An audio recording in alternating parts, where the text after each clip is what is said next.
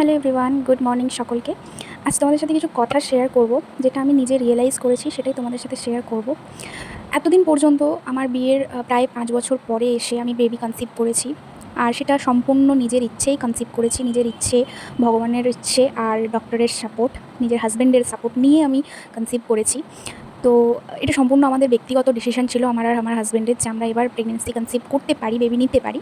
তো কারোর কথাই আমরা নিইনি, সত্যি কথা।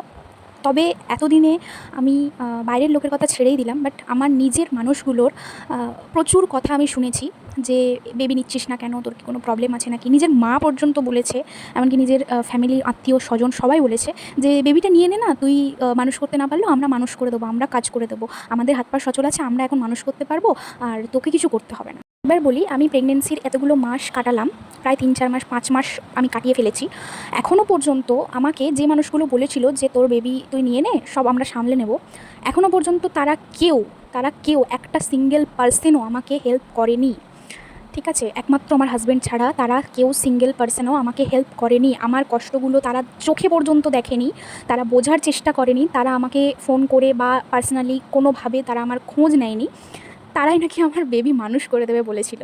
তো এগুলো কি বলো তো, মানে তোমাদের সকলের কাছে রিকোয়েস্ট, নিজের আর হাজব্যান্ডের ডিসিশনের বাইরে গিয়ে লোকের কথায় কান দিয়ে, বড়দের কথায় কান দিয়ে কখনোই বেবি কনসিভ করবে না। এটা আমার হাম্বল রিকোয়েস্ট তোমাদের কাছে। কারণ যে কষ্টটা তুমি পাবে, সেই কষ্টটা আর কেউ ভাগ নেবে না। একমাত্র তোমার হাজব্যান্ড ছাড়া আদার্স কেউ তোমাকে রাত্রেবেলা উঠে উঠে তোমার কষ্টগুলো ফিল করবে না।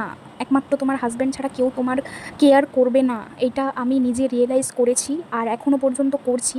তাই আমি চাই না যারা এই ডায়লগগুলো দিত তারা আমার বেবির ধারে কাছেও আসুক। কারণ যারা আমার প্রেগনেন্সিতে আমাকে ভালোবাসতে পারছে না, তারা আমার বেবিকে কীভাবে ভালোবাসবে।